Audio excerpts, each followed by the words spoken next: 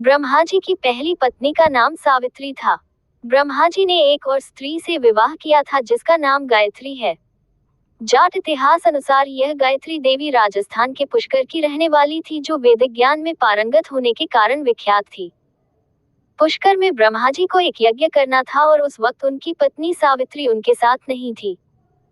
यज्ञ का मुहूर्त निकला जा रहा था। ऐसे में ब्रह्मा जी ने गायत्री से विवाह कर यज्ञ प्रारंभ किया, लेकिन जब सावित्री वहां पहुंची तो उन्होंने बगल में गायत्री को बैठा देखकर ब्रह्मा जी को श्राप दे दिया। पुराणों में सरस्वती के बारे में भिन्न भिन्न मत मिलते हैं। पुराणों में ब्रह्मा जी के मानस पुत्रों का जिक्र है, लेकिन सरस्वती जी ब्रह्मा जी की पुत्री रूप से प्रकट हुई ऐसा कहीं भी उल्लेख नहीं मिलता है। एक अन्य पौराणिक उल्लेख अनुसार देवी महालक्ष्मी से जो उनका सत्व प्रधान रूप उत्पन्न हुआ, देवी का वही रूप सरस्वती कहलाया। हिंदू धर्म के दो ग्रंथों, सरस्वती पुराण और मत्स्य पुराण में सृष्टि के रचयिता ब्रह्मा जी का सरस्वती से विवाह करने का प्रसंग है, जिसके फलस्वरूप इस धरती के प्रथम मानव मनु का जन्म हुआ। कुछ विद्वान मनु की पत्नी शत्रुपा को ही सरस्वती मानते हैं। सरस्वती को बागीश्वरी, भगवती, शारदा, वीणावादिनी और वाग्देवी सहित अनेक नामों से पूजा जाता है। संगीत की उत्पत्ति करने के कारण वह संगीत की देवी भी हैं। वसंत पंचमी के दिन इनके जन्मोत्सव के रूप में भी मनाते हैं। मत्स्य पुराण में ये कथा थोड़ी सी भिन्न है। मत्स्य पुराण अनुसार ब्रह्मा जी के 5 सिर थे। कालांतर में उनका 5वां सिर शिव जी ने काट दिया था, जिसके चलते उनका नाम कापालिक पड़ा। एक अन्य मान्यता अनुसार उनका ये सिर काल भैरव ने काट दिया था।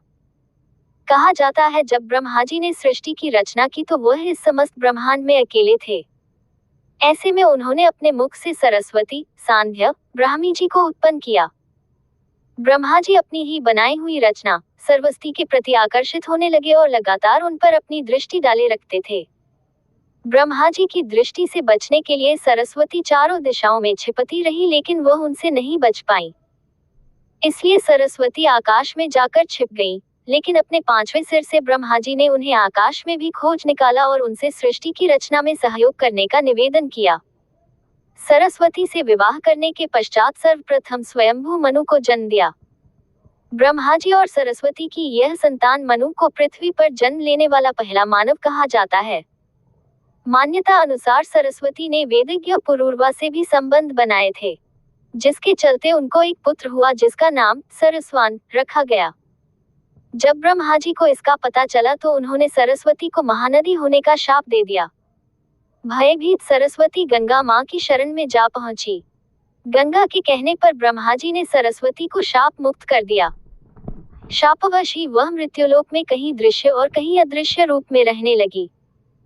एक पौराणिक कथा के अनुसार रति देवी के पति कामदेव को तप करने के बाद ब्रह्मा जी ने 3 ऐसे तीर प्रदान किए जिससे किसी को भी कामासक्त किया जा सकता था। कामदेव ने उन तीरों की शक्ति की परीक्षा के उद्देश्य से एक तीर ब्रह्मा जी पर ही छोड़ दिया। ऐसे में ब्रह्मा जी पर इसका असर हुआ और उन्होंने अपनी संकल्प शक्ति से शत्रुपा देवी का सृजन किया।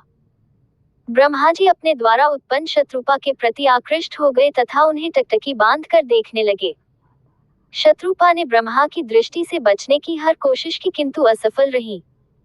ऐसे में शत्रुपा ऊपर की ओर देखने लगी तो ब्रह्मा जी अपना एक सिर ऊपर की विकसित कर दिया। भगवान शिव ब्रह्मा जी की इस हरकत को देख रहे थे। शिव जी की दृष्टि में शत्रुपा ब्रह्मा जी की पुत्री सदृश थी, इसलिए उन्हें ये घोर पाप लगा। इससे क्रुद्ध होकर शिव जी ने ब्रह्मा का सिर काट डाला।